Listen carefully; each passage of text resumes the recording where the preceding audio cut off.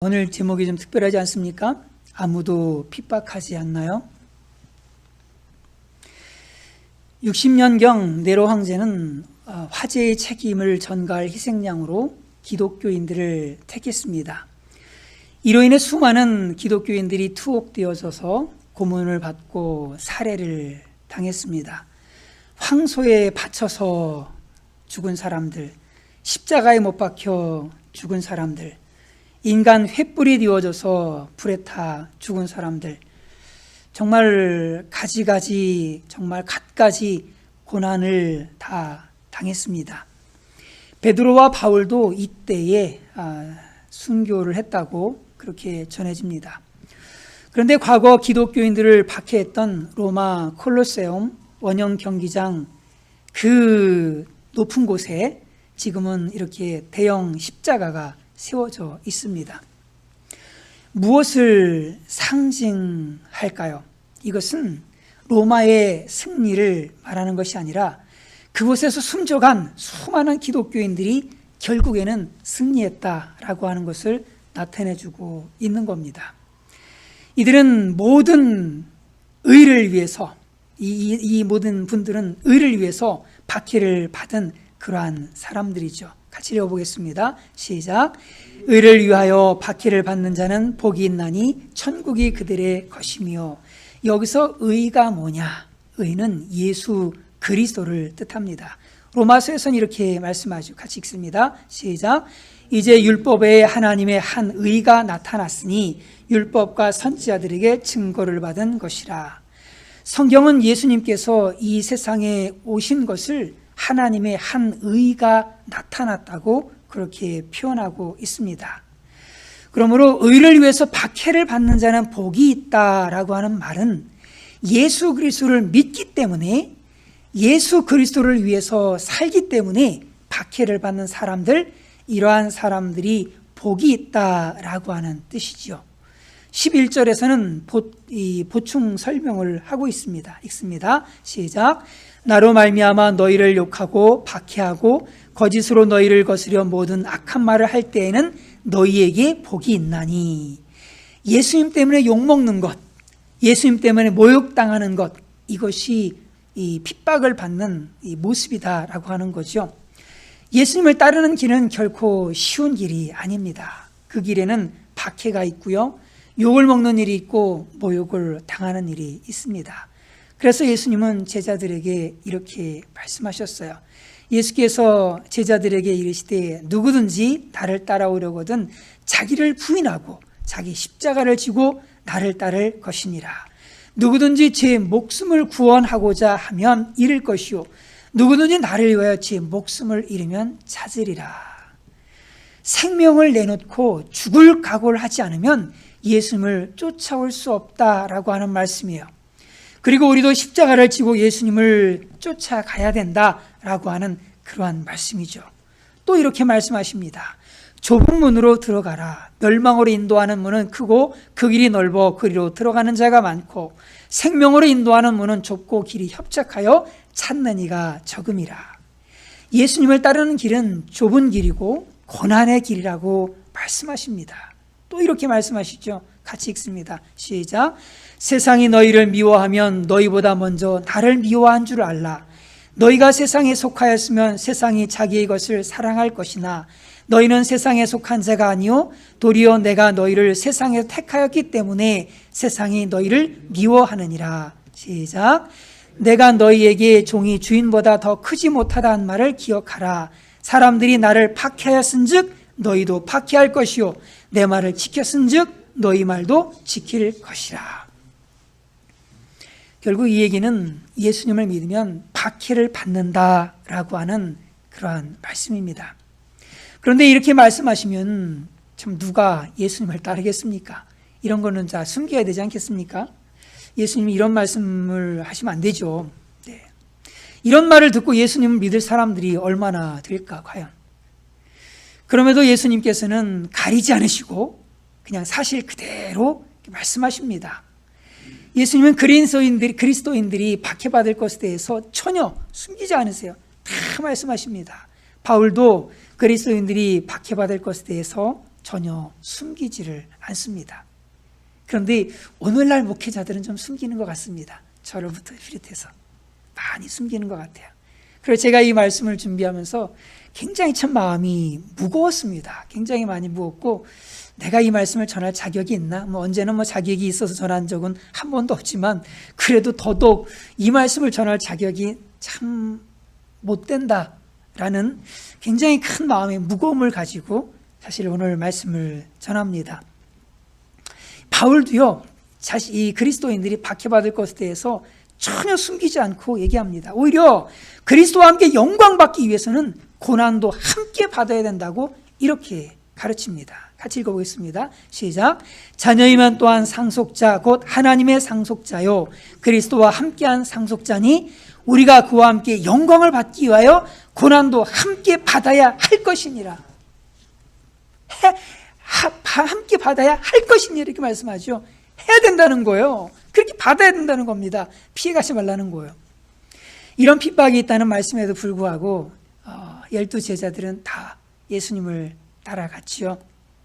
예수님을 믿으면 이 세상에서 핍박당한다는 것을 다 알면서도 초대 성도들은요, 모두가 다 예수님을 따라갔습니다. 그 따라간 결과가 부귀영화도 아니고요, 권세를 누리는 것도 아니고요, 돈을 많이 버는 것도 아니고 그 반대였죠. 그렇게 예수님을 따라간 결과는 가족을 잃어버렸습니다. 직업을 잃어버렸어요. 세상으로부터 따돌림을 받고 핍박을 받고 나중에는 산속에서 유리하다가 사막에서 방황하다가 굶어 죽는 이러한 사람들도 천지였죠. 어떤 사람들은 잘못 걸려가지고 또 잡혀가지고는 온갖 고문을 다 당하다가 그냥 온갖 수치를 다 당하고 순교를 했지요. 순교자들의 발자취라는 책에 보면은 이런 내용들이 나옵니다. 마태는 에디오피아에서 칼에 맞아서 순교를 했답니다. 그리고 마가는 알렉산드리아에서 길바닥에 끌려다니다가 죽었다고 합니다. 누가는 그리스에서 올리브 나무에 매달려 죽었다고 하고요. 베드로는 로마에서 십자가에 거꾸로 매달려 죽었다고 합니다. 야고보는 성전 꼭대기에서 그냥 이렇게 내던져져 가지고 그래서 살았나 보죠? 매 맞아 죽었답니다. 안드레도 십자가에 매달려 죽었는데 이 숨이 끊어질 때까지 그 십자가상에서 열심히 회개하라고 또 설교를 했답니다. 마띠아, 바나바 이 사람들은 돌에 맞아서 순교를 했고요. 바울은 네로에 의해서 로마에서 교수형을 받았다고 합니다. 이들 모두가 예수 그리스도와 그의 복음을 위해서 자신의 모든 것을 희생했지요. 이들이 이렇게 될 것을 알면서도 예수님을 따랐습니다. 그러면 성도들이 이 세상을 살아가면서 고난과 핍박을 받는 이유가 도대체 무엇일까요? 왜 예수님은 핍박을 받을 거라고 그렇게 확실하게 말씀하시고 사도 바울도 받아야 된다라고 그렇게 말씀하시고 결국에는 그리스도인은 이 세상을 살면서 반드시 핍박을 받게 되어져 있는데 왜 그러냐 하는 거지요. 그 대표적인 이유는 그리스도인들이 이 세상과 다르게 살기 때문에 그렇습니다. 그리스도인들이 세상과 다르게 거룩하게 살기 때문에 세상은 그것을 참아낼 수가 없는 겁니다. 아벨이 가인에게 죽임을 당했잖아요. 그 이유가 뭐예요? 그의 삶이 의롭고 거룩한 삶인 거예요. 가인은 이런 이 아벨을 보고선 회개하기는커녕 오히려 아벨을 죽이는 쪽을 선택을 하고 말았지요. 이사야 선지자는 당시의 음란과 사치와 불의한 관원들을 향해서 죄를 책망하고 회개하라고 메시지를 전하죠. 열심히. 그런데 그러다가 므낫세 왕에 의해서 톱으로 잘려서 죽습니다. 예레미야 선지자, 눈물의 선지자 잘 아시죠? 이 선지자도 열심히 회개를 외치고 호소하다가 그냥 우물에 그냥 갇히기도 하고 옥에 갇히기도 하고 온갖 모욕을 다 당하죠. 기독교는 이 세상에 세속화되어져서 편안하게 안일하게 삶을 추구하는 그런 사람들이 아닙니다. 끊임없이 이 세상의 죄를 책망하고 그리스도가 다스리는 하나님의 나라가 임하도록 선한 싸움을 싸우면서 때로는 순교의 피를 흘리기까지 희생과 죽음조차도 기쁨으로 감수하는 그러한 믿음의 공동체, 거룩한 공동체입니다. 그러므로 예수님의 제자로서 세상에서 말씀대로 순종하여서 산다면 반드시 따라오게 되어지는 게 있는데, 그건 뭐냐면 핍박과 미움이 따라오게 되어진다는 거예요. 그런데 이때 두려워하지 말고 낙심하지 말고 오히려 기뻐해야 되겠습니다. 왜냐하면 로마서에서 이렇게 말씀해요. 같이 읽습니다. 시작. 내가 확신하노니 사망이나 생명이나 천사들이나 권세자들이나 현재일이나 장래일이나 능력이나 높음이나 깊음이나 다른 어떤 피조물이라도 우리를 우리 주 그리스도 예수 안에 있는 하나님의 사랑에서 끊을 수 없으리라. 어떠한 고난과 핍박이 온다 할지라도 우리를 하나님의 사랑에서 끊을 수 없다고 말씀하고 있는 거예요. 그러므로 이러한 고난이 오고 핍박이 오고 환난이 온다 할지라도 두려워하지 마시고 낙심하지 마시고 기뻐하시면서 인내할 수 있기를 간절히 바랍니다. 기독교인들의 박해는요, 앞으로 점점 더 강하게 밀려오게 되어질 겁니다. 오늘날 기독교와 기독교인들에 대해서 비아냥거리는 말투들을 여러분들은 각종 매스컴을 통해서 듣습니다. 독설이 나오기도 하고 조소가 나오기도 하고 비방, 중상, 별소리가 참 다 나옵니다. 정말로 다 나와요. 이런 소리를 들을 때마다 참 마음이 너무나도 많이 아프죠. 로마 그 시대 때 초대 성도들이 당했던 그런 박해, 그리고 초기 한국 기독교가 당했던 그런 박해, 아마 그런 박해는 아니지만 그래도 좀 비슷하지 않나 싶습니다. 참 견디기 어려운 일들이 오늘날 지금 굉장히 많이 세계에서 일어나고 있습니다. 최근의 일이에요. 영국 선데이 텔레그라프지는 영국 교회에 출석하고 있는 기독교인들을 대상으로 교회에 출석하는 기독교인들을 대상으로 여론조사를 실시했습니다. 근데 그 결과 어떻게 나오느냐면 대다수의 그런 사람들이요, 주변에 있는 사람들과 어떤 믿음에 대해서 이렇게 그 대화하고 나누는데 과거보다 굉장한 어려움을 느끼고 있다라고 응답을 했습니다.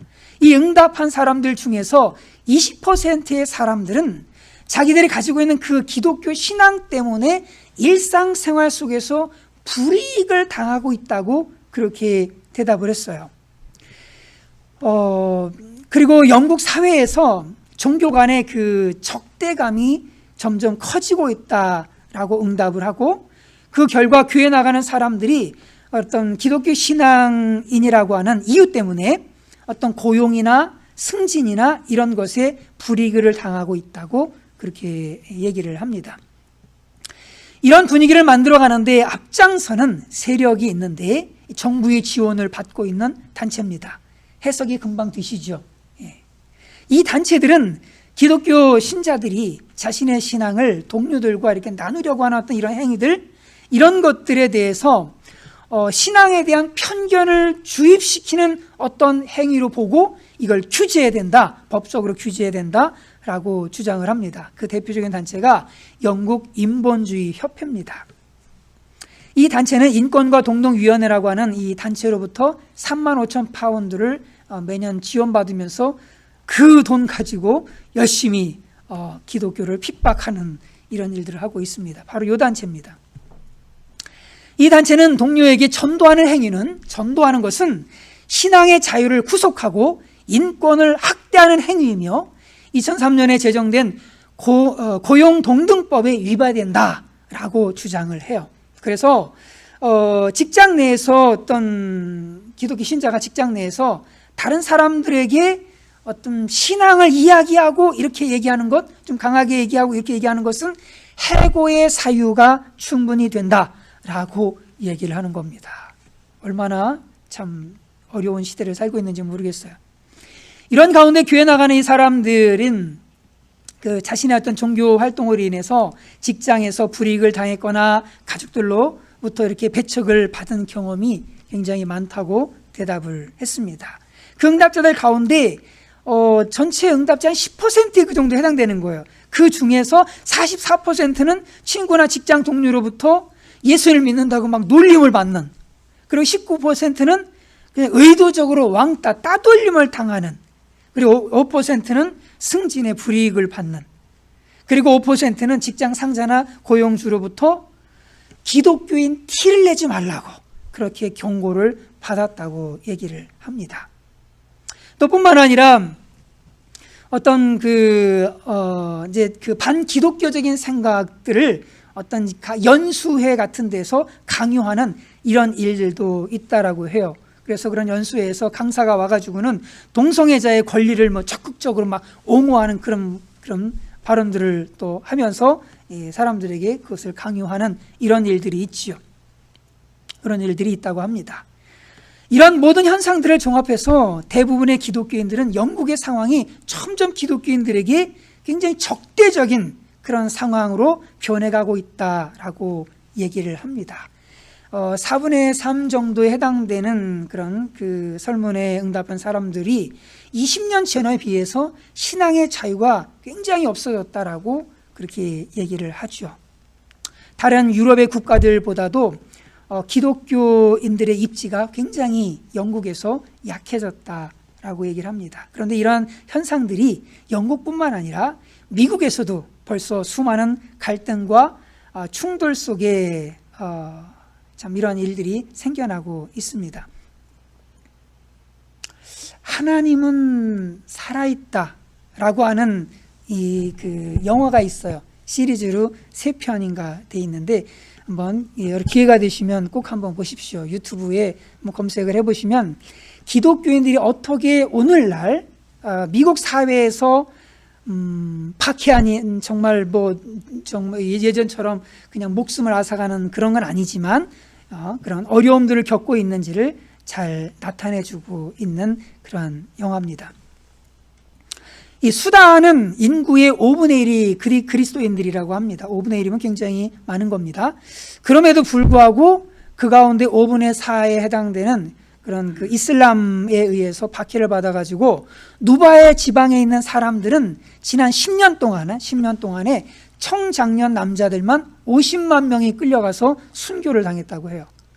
그리고 다르푸르라고 하는 곳에서는 수십만 명이 그 그리스도인들이 학살되었다는 그런 얘기도 있습니다.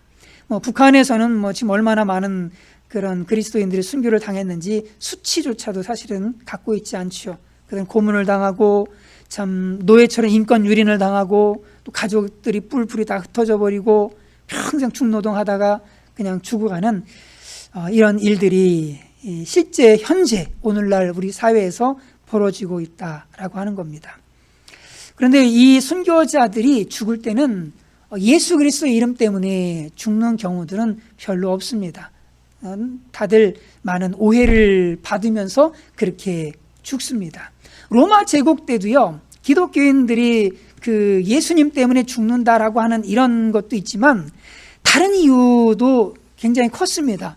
그들이 성찬식을 했는데 그 사람의 고기를 먹고 피를 마신다는 그런 소문이 이제 퍼지는 거예요. 로마 내에 쭉 퍼지면서 어떤 국가적인 그들 때문에, 이 기독교인들 때문에 국가적인 재난이 일어난다라고 로마 사람들이 생각을 하고 있는 거예요. 그러다 보니까 이 로마인들 편에서는 어떤 이 반역자고 이 야만인 기독교인들을 죽이는 것은 별로 그 안타까운 일이 아니었던 거죠. 당연시 여겼던 겁니다. 그리고 그리스도인들을 죽일 때 그 예수 그리스도의 이름으로 죽인다라는 일들도 별로 없어요. 그래서 이래저래 구실을 만들어요. 왜?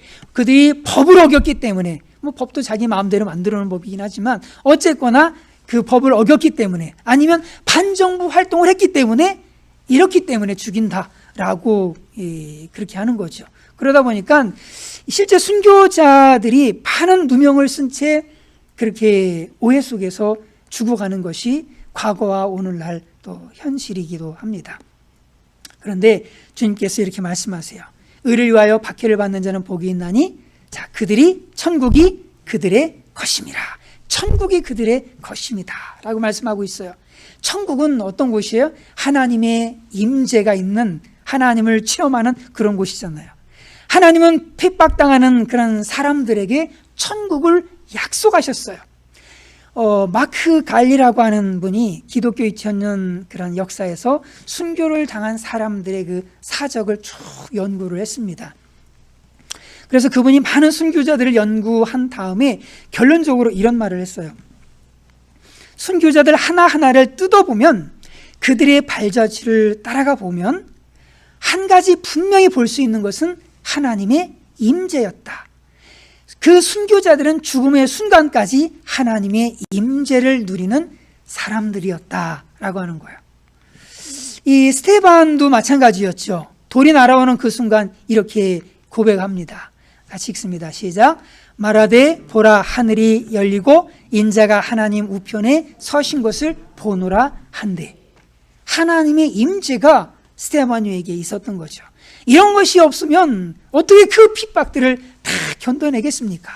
이런 은혜가, 천국의 임재, 하나님의 임재, 이런 임재가 없다면 어떻게 그 모진 고통을, 참 그 고통 속에서 주님을 부인하지 않고 끝까지 참 버티겠습니까?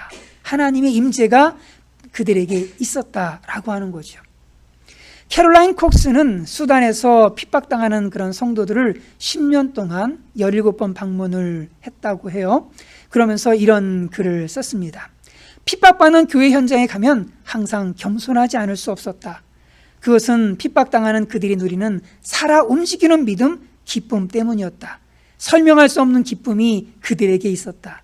비록 병들어 약도 써보지 못하고 죽어가지만, 먹지 못해 뼈만 남아있지만 그들의 가슴에는 기쁨이 있었다. 그들의 기쁨 앞에 나는 한없이 겸손할 수밖에 없었다.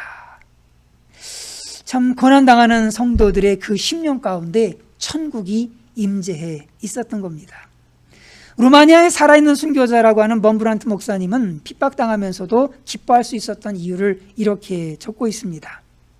제가 감옥에서 보낸 14년의 횟수가 길게 여겨지지 않았던 것은 홀로 독방에 갇혀 있으면서 믿음이나 사랑을 넘어선 어떤 기쁨을 하나님 안에서 발견했기 때문입니다. 그 기쁨이란 이 세상 어느 곳에도 견줄 수 없는 아주 깊고도 아주 독특한 황홀경 같은 기쁨이었습니다 라고 얘기하는 거죠. 이런 기쁨이 그 순교자들, 그 박해받는 사람들이 끝까지 믿음을 지킬 수 있었던 그런 에너지원으로 작용했던 것이죠. 오늘 본문을 같이 한번 다시 읽어보겠습니다. 시작. 의를 위하여 박해를 받는 자는 복이 있나니 천국이 그들의 것이며, 나로 말미암아 너희를 욕하고 박해하고 거짓으로 너희를 거스려 모든 악한 말을 할 때에는 너희에게 복이 있나니 기뻐하고 즐거워하라. 하늘에서 너희의 상이 큼이라. 너희 전에 있던 선지자들도 이같이 박해하였느니라. 우리가 박해를 받을 때 기뻐해야 될 이유가 있습니다. 그거는 그리스도의 고난에 동참하는 거기 때문에 그래요. 같이 읽습니다. 시작. 나는 이제 너희를 위하여 받는 괴로움을 기뻐하고 그리스도의 남은 고난을 그의 몸된 교회를 위하여 내 육체에 채우노라. 자, 두 번째로는 현재 고난보다 더 나은 천국이 있음을 알기 때문에 그렇습니다. 또 읽습니다. 시작. 자녀이면 또한 상속자 곧 하나님의 상속자요 그리스도와 함께한 상속자니 우리가 그와 함께 영광을 받기 위하여 고난도 함께 받아야 할 것이니라. 세 번째로 천국 시민권을 가진 자라고 하는 것을 증명하고 있기 때문에 그렇습니다. 뭐가요? 고난이 그렇다는 거예요. 네 번째로는 이 고난이 하늘에서 이 상을 받을 상이 크기 때문에 이 고난 중에서도 기뻐할 수 있다라고 하는 거죠. 읽습니다. 시작. 생각하건대 현재의 고난은 장차 우리에게 나타날 영광과 비교할 수 없도다. 다섯 번째로는 그리스도와 함께 왕노릇 할 것이기 때문에 그렇습니다. 저와 여러분들이 고난 중에도 기뻐해야 할 줄로 분명하게 믿습니다. 다시 한번 읽어보겠습니다. 시작. 의를 위하여 박해를 받는 자는 복이 있나니 천국이 그들의 것이며 나로 말미암아 너희를 욕하고 박해하고 거짓으로 너희를 거스려 모든 악한 말을 할 때에는 너희에게 복이 있나니 기뻐하고 즐거워하라. 하늘에서 너희의 상이 큼이라. 너희 전에 있던 선지자들도 이같이 박해하였느니라. 여러분, 예수님을 믿고 따르면서 욕을 먹고 핍박을 당한 지 얼마나 되셨습니까? 만약 그런 일이 지금까지 전혀 없었고 모든 사람들이 여러분들을 좋아한다면 예수 그리스도를 올바르게 따르고 있다고 볼 수 있을지 저는 잘 모르겠습니다. 기독교인이 핍박을 당하지 않으면, 오히려 핍박을 당한 적도 없다면 오히려 그것이 기이한 일이 아닐까요? 왜 그럴까요? 이는 예수 믿는 성도들이 세상과 적당히 타협하고 있거나 아니면 믿는다고 하면서도 세상에 속한 삶을 살고 있기 때문에 박해가 없는 겁니다. 또한 예수 믿는 사람들이 세상으로부터 사랑받고 있다라고 하는 것은 하나님 편에서 살고 있는 것이 아니라 오히려 세상 편에서 살고 있기 때문에 그렇습니다. 성경은 이렇게 얘기를 해요. 같이 읽습니다. 시작. 간음하는 여자들이여 세상과 벗된 것이 하나님의 원수임을 알지 못하느뇨. 그런즉 누구든지 세상과 벗이 되고자 하는 자는 스스로 하나님과 원수되게 하는 것이니라. 여기서 여자는 이글레시아를 얘기하는, 처치를 얘기하는 겁니다. 이게 여성형이거든요. 여성형입니다. 간음하는 교회들이여 세상과 벗된 것이 하나님의 원수임을 알지 못하느냐. 그런즉 누구든지 세상과 벗이 되고자 하는 자는 스스로 하나님과 원수되게 하는 것이니라. 오늘날 세상이 그리스도인들에게 관대해졌다고 생각하지 마십시오. 오히려 우리가 세상과 타협하면서 살고 있기 때문에, 우리가 변질되었기 때문에 핍박이 없는 것일 수 있어요. 우리가 핍박 안 받으려면 방법이 있죠. 세상의 기준을 그대로 받아들이는 겁니다. 거기에 순응을 하는 거예요. 세상을 그대로 따라가는 겁니다. 그러면 절대 핍박당하지 않습니다. 그런데 이것이 뭐라고 말씀하고 있어요? 하나님과 원수되는 것이라고 말씀하고 있어요. 그런데 말씀대로 서 있고 말씀대로 따라가려고 하고 절대적으로 말씀만 붙들고 나가려고 한다면 결국에는 핍박이 있다라고 하는 거예요. 비록 우리 앞에 핍박이 있을지라도 끝까지 예수 그리스도를 따르는 영적인 승리자들이 다 되시기를 간절히 바랍니다. 비록 박해가 어렵고 힘들고 또 주님께서 참 감당할 수 없는 그런 박해를 우리에게 또 주신다 할지라도 우리가 기억해야 될 것은 그 가운데 하나님께서 임재해 주셔서 천국의 기쁨을 누리는 가운데 그 모든 박해들을 감당하게 하실 줄로 분명하게 믿고 이러한 저희들을 장차 천국으로 이끌어 주실 줄로 분명하게 믿습니다.